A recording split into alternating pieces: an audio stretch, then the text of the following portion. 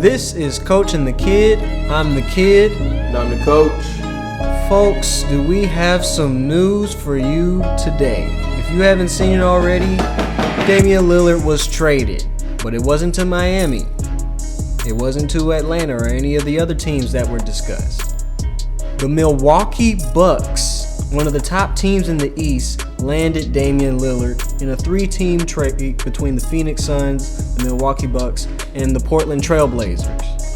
Portland receives Drew Holiday from Milwaukee, DeAndre Ayton from Phoenix, Toumani Camara, not sure who that is, Milwaukee's 2029 unprotected first-round draft pick, and unprotected Milwaukee swap rights in 2028 and 2030. The Suns are getting Yusuf Nurkic, Grayson Allen, Nasir Little, and Keon Johnson. And of course, the Bucks are receiving Damian Lillard as their part of the deal. That's it? That's all they get? I mean, it's Damian Lillard. What else? I'm saying, before I, come on here yapping and saying who won or who lost. This is what ESPN is saying. That's what Woj is saying. Woj is absolute. Woj ain't absolute. He's the trade guy. Whatever, man. Everybody make mistakes. So that's everybody involved. Yes. Based on this article that I'm reading. Who the Suns get again? Suns got Nurkic, Grayson Allen, Nasir Little, and Keon Johnson. Okay, well the Suns lost. They ain't get no draft picks or nothing? From what you can see. I don't see anything about that. If there's no other draft compensation, the Suns lost. I don't know what the Suns are doing. And hear me right now, if you're a Suns fan, I'm not going to sugarcoat. I'm just going to tell you flat out, y'all going to suck this year. Y'all going to suck this year. You got KD. You lose, your captain, the guy that's running things, and Chris Paul, right? Devin Booker is a beast. Probably should have won Most Improved Player. Honestly, I think. But he can't do it all. KD is a choke artist. Who else do you have? Well, they got Bradley Beal. Yeah, Bradley Beal. Okay, there's only one ball, right? It doesn't matter how many scores you have. They're gonna score points, but where's your, if you think y'all haven't been winning, got to the finals, right? So imagine being, a part of the Suns brass, and you're like, what we need to do? What we need to do to get over the hump? We need to get rid of DeAndre Ayton, one of the most efficient players on the team, and we need to get Nurkic. That's who's gonna elevate us to a championship level. So I don't understand that thinking, right? I have never been a Bradley Beal fan. I'm constantly, I was not constantly, but I was amazed this year when I think you read me some stats. We did another thing. Yeah, he was more efficient than you thought he would be. This year. He's reformed himself. He was much more efficient. We still don't know how he's going to perform in the playoffs. But the bottom line is Bradley Beal needs the ball in his hand, right? KD doesn't necessarily need the ball in his hand. He likes the ball in his hand, but KD can play off people. Devin Booker needs the ball in his hand. He's been playing off Chris Paul for the longest. Yeah, but Chris Paul is a true point guard. Bradley Beal is not a point or shooting guard. He's just a guard, right? So we're not going to make this show about the Suns. I'm just saying y'all suck. So, whatever. If you thinking you got some championship aspirations, Eddie Johnson or whatever, I know you the Suns guy, bro. Y'all not. When I say suck, I'm not saying miss the playoffs. All right, I was going to ask, they're at least going to make the playoffs. They're going to make, of course they're going to, if everybody stay healthy, they'll make the playoffs and all that. But you did not get over the hump of Denver and the other upper echelon teams. What about Portland?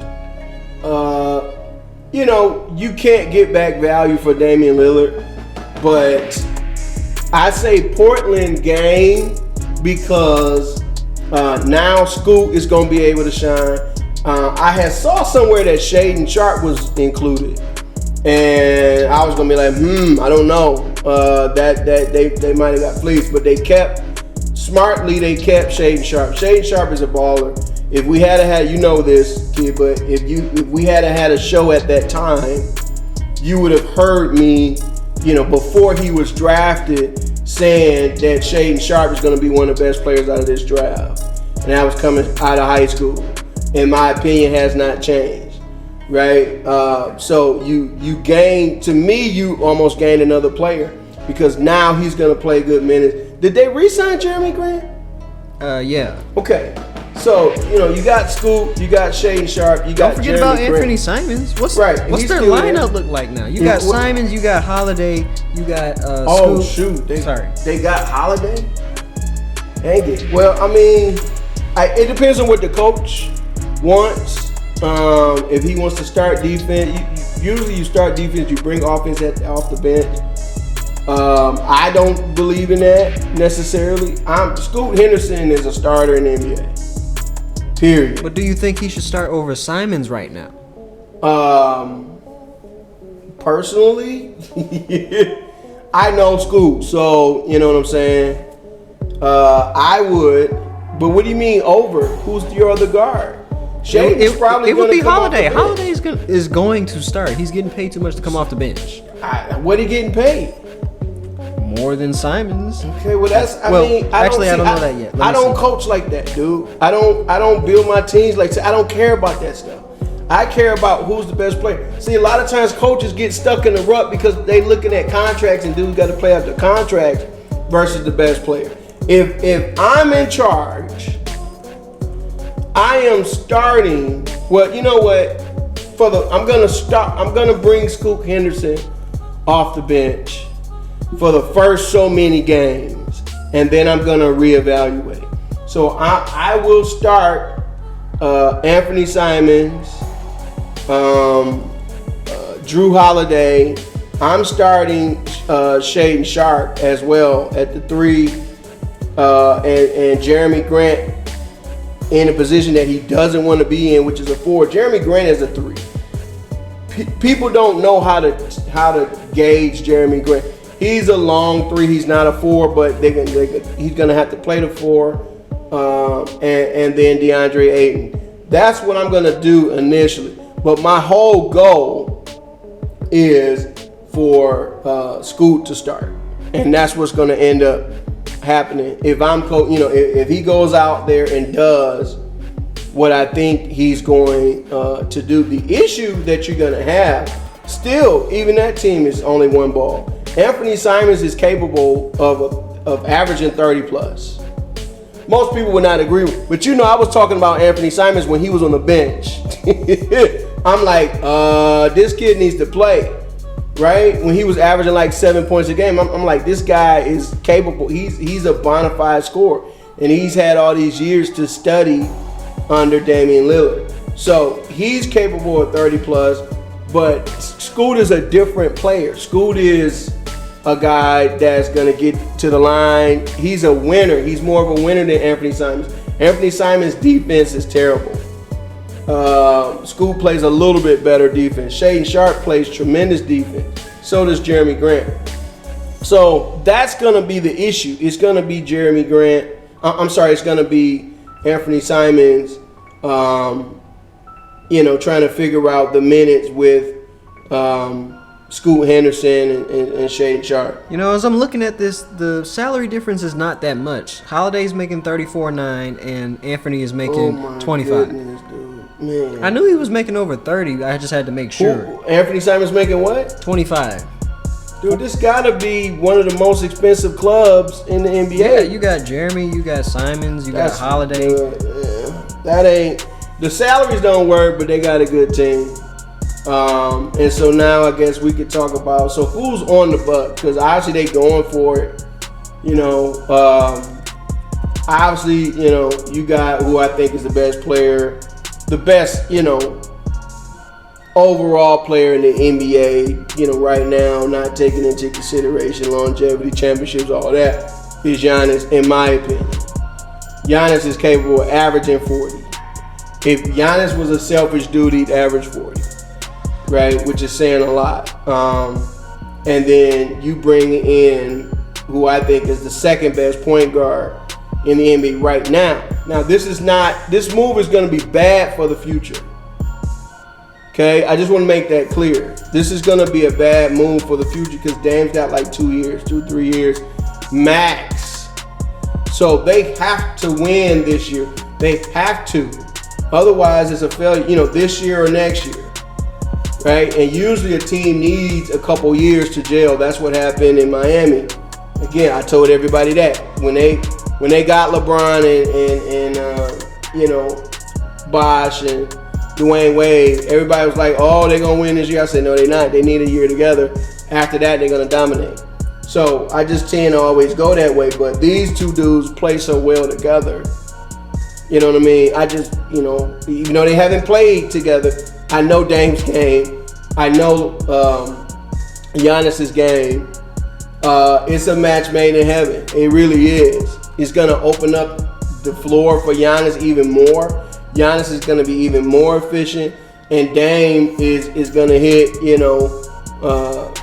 even more threes in terms of, percentage-wise and everything. Maybe not the same amount of attempts, but, Dame can become inefficient at times. That's the issue with him, and I think, that's going to improve. And now you've got two star players creating for each other, because Giannis pretty much runs the offense already in Milwaukee. Right. So you could have a situation where, weirdly, Damian Lillard is catch and shooting now. Well, I think he's better. Giannis. I think he's better doing that. I don't think in fact, I know Damian Lillard is not a true point guard. He's not. I would tell Damian Lillard that to his face. He's not a true point guard. He's not a Chris Paul. To be honest, there's not a lot of true point guards in the NBA, period. But he's definitely not one of them. But he is one of the best, probably the second best catch and shoot player in the NBA. And he can create. And he got heart. All those things. He's the most clutch player over the last 10 years. Without question. Without question. And what did Milwaukee need? What is Giannis's biggest knock? Maybe he's not the most clutch guy offensively. Giannis won the championship being clutch defensively. One of the greatest blocks I ever seen against DeAndre Ayton. It's just crazy how you have these moments in NBA history, and the same players that are involved in these moments are now involved in a trade. That's kind of crazy. You know what I'm saying? But I don't think anybody in the East can beat them. I mean, looking at this roster, they might have a chance because it's Giannis, Lillard, Portis, and Middleton if he plays, and whoever else. Do they still got they got Brogdon? Is he still on the team, or did he go somewhere? He went to Boston, remember? That's right. And now he's somewhere else. So they need somebody. They got Pat Connaughton, Goran Dragic, AJ Green. AJ Green.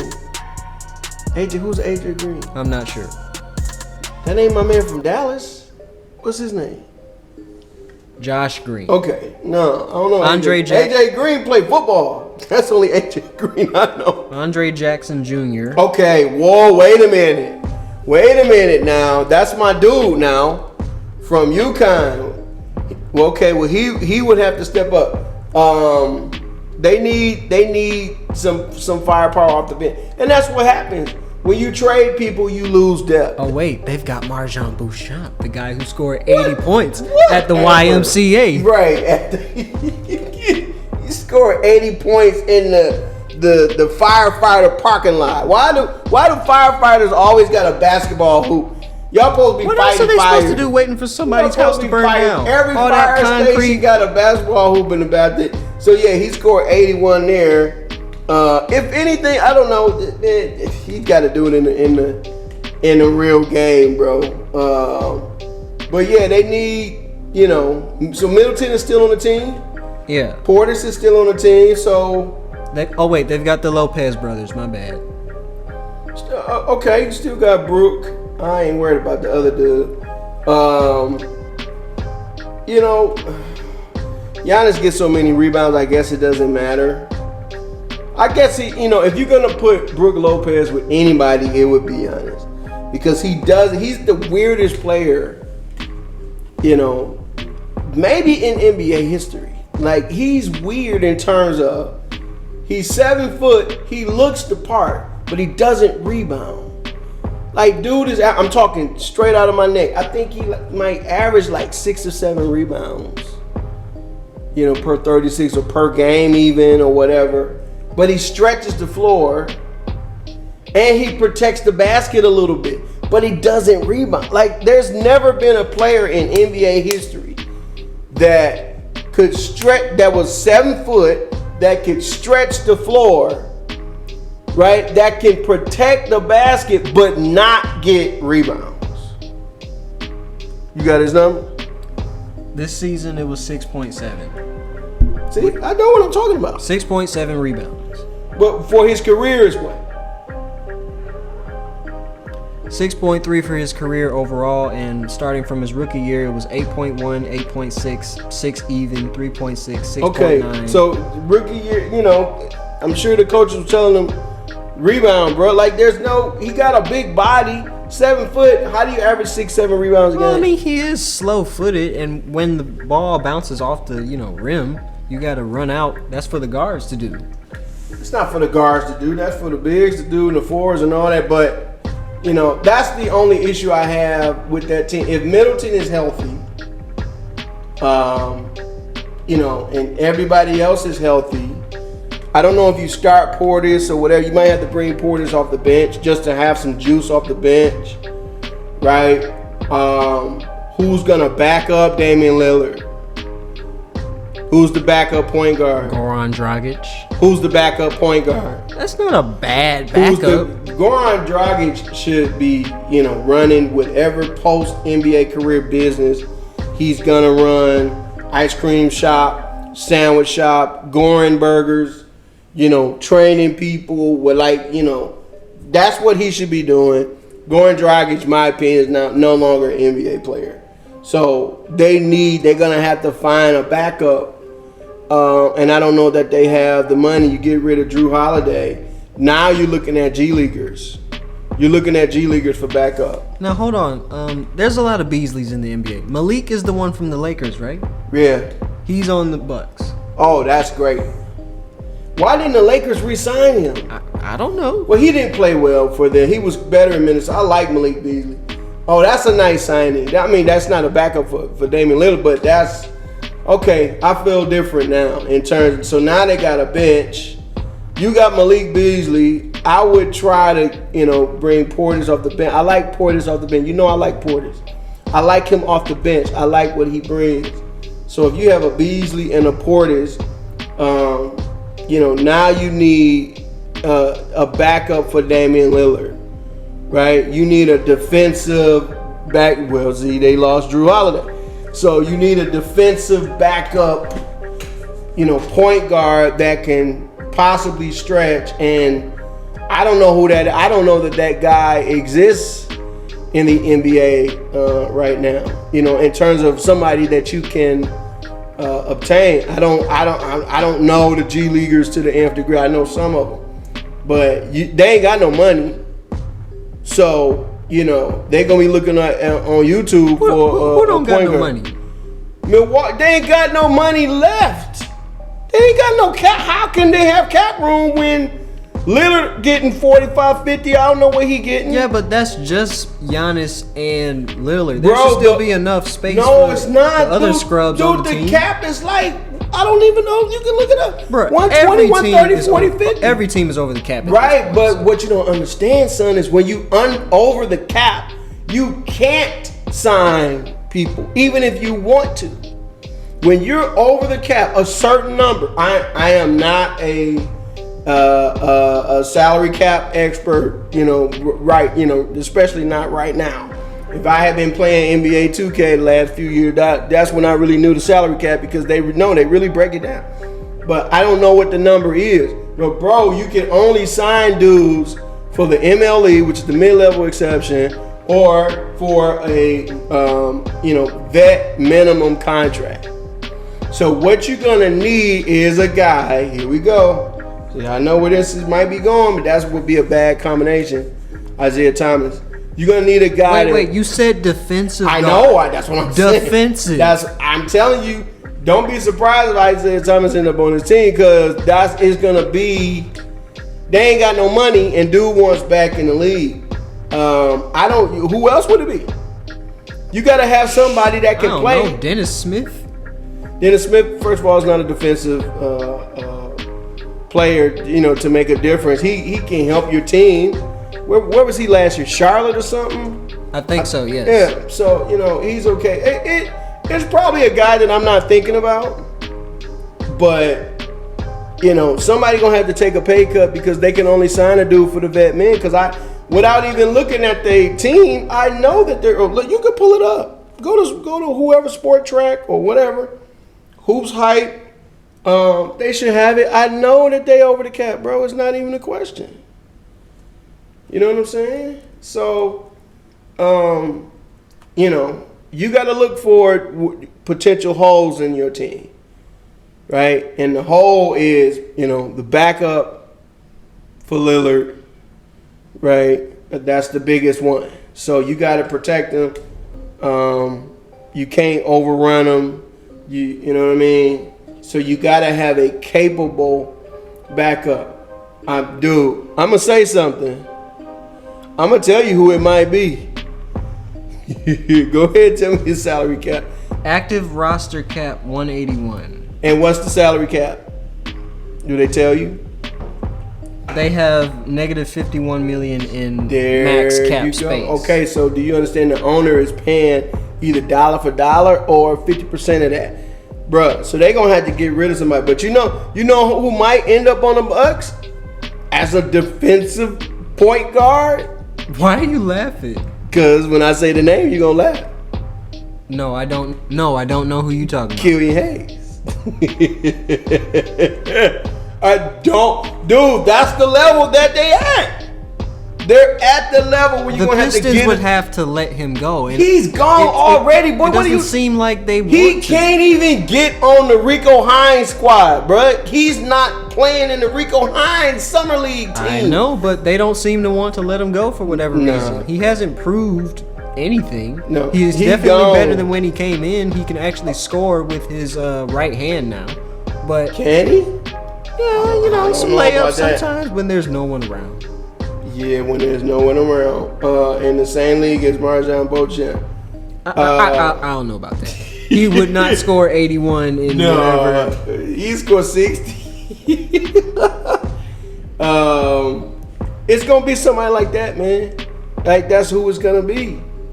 So I'm telling you, like I don't know all. Like I said, I don't know all the G Leaguers. I don't know all, but I know the players, right? And I know what they need. Damian Lillard, biggest knock on him is what? His defense. Right. So you gotta have a guy that can guard. Hear me, can guard point guards. Where's was he in Portland? But I know he was drafted by Philly. The defensive guy. Tybal. Where's Tybal? He's not a point guard, but I just want to know where he is. Portland. See, if Milwaukee was smart, they would have had him come over.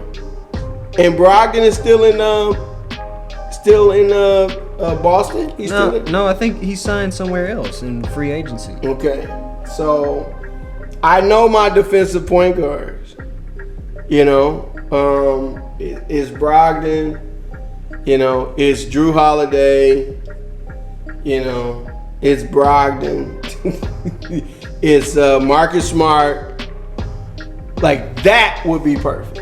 That would be absolutely perfect. Hold on. They were trying to trade him earlier. Who? Malcolm Brogdon. He was in the trade conversation, but nothing has happened. So he's still on Boston? Yeah, technically. Okay. So he's probably going to start in Marcus Smart. But I would like to. I'm saying Milwaukee, match made in heaven. Marcus Smart. That's the key. That's the last. You talking about going over the cap? Hey, do you want to win a championship or not? I'm just saying, y'all already over the cap. What's another? I don't know what Marcus Smart making. What's another $10 million? You're doing this now. You want to win now. You can't half-ass it. You either want it or you don't. So what I am saying is, if you want to really, I will name them the favorites right now, if they were able, right? Because I don't know if this is gonna work in Memphis. You named them the favorites to come out the East before we started the video, just based off the trade. And I also named them to beat the Nets. And when nobody was picking them, did I not? The year that they won. Yeah. Okay then. So I know what I'm talking about. So you have to let all them haters know. First of all, hi haters. You know, we appreciate y'all. You know, y'all here. Like and subscribe, haters. Disliking videos and stuff. Like, bro, I'm just gonna stop talking. I'm just gonna say what I'm gonna say, just like anywhere else. And then time will play out. But I've been doing this too long, bro. And you know, nobody's perfect, and I'm certainly not perfect. But when it comes to predictions and stuff like that, there are a few people that make predictions the way that I make them. When I make them, I predict champions before the first game start, before the first preseason game, is what I used to do. I'll be the first to admit, say I'm not on that level anymore because I got other things pulling my attention. But when I was focused on NBA every day, I was naming the champion before the first preseason game, and more than 80% of the time I was right. So if you want to win a championship, they need Marcus Smart. You know, like for sure. Otherwise, you're gonna need somebody else to step up. Do you think Memphis is gonna let him go, though? I don't think it's gonna work there. I don't think it's gonna work. It seems like it would fit him, though. Why would Memphis fit him when you got Ja Morant doing all this other stuff? Well, Marcus Smart's kind of controversial too. It fits him. Marcus Smart is not controversial on no level. What are you talking about? I'm saying with people Marcus people Smart talking about his going upside flopping people's head. Marcus Smart does not flop. People don't know what the hell they talking about. One of the toughest guys in the entire NBA. Okay, first of all, number one, everybody flops. The biggest flopper in the NBA is Luka Doncic. And nobody ever says that Luka flops. Yes or no? I've seen it on YouTube. No, I'm asking you flat out. Stop dancing. Biggest flopper in the NBA. No. Who? Embiid. Who's number 2? I don't rank floppers. No, you gonna rank him today. If you want to go with Embiid, I won't argue with you. Luka's number 1 for me. But if Embiid is 1, Luka is 2. Tell me I'm lying. Honestly, we watched the highlights, so I don't see his flopping as much. You don't see who's flopping as much. Luka. They just show his step backs and passes. Luka has actually he doesn't play enough defense to flop because he just lets people go past. This magic thing on people that make him. He lets people go past. So what's he got to flop for? Who's the worst defender in the NBA? Killian Hayes. No, he's not. What are you talking? Killian Hayes can play D. That's the one thing he was good at doing. Absolutely. Yes. Even by the numbers, Killian Hayes can hear me, son, because you looking at me. One-on-one defense is different than defensive awareness. What I said was Killian Hayes has the worst defensive awareness that I have ever seen. And at the time that I made that statement, that was true. The person that has the worst defensive awareness now is also a Piston. That's James Wiseman. We're not going to talk about that. But one-on-one, just seeing what's in front of him, staying in front of people, all of that, Killian Hayes is a good defender. He's not top echelon, whatever. He is a solid defender, right? But, yeah, that's what they need, man. So, Championship or bust? Yeah, dude, what are you talking? When they announced the trade, that's what it was. When they announced it, it's like, well, how can you come home with you send somebody out for a hamburger, they come back home with a peanut butter jelly sandwich? You gonna be happy with that? Hey, go get me a burger. I want the best burger possible. Okay, somebody come back with a peanut butter and cheese sandwich with the outer thing still on it, the crust still on it. Tell me, well, we tried. And you paid $180 million for that peanut butter and cheese sandwich. Boy, you gonna be hot. Yes, championship.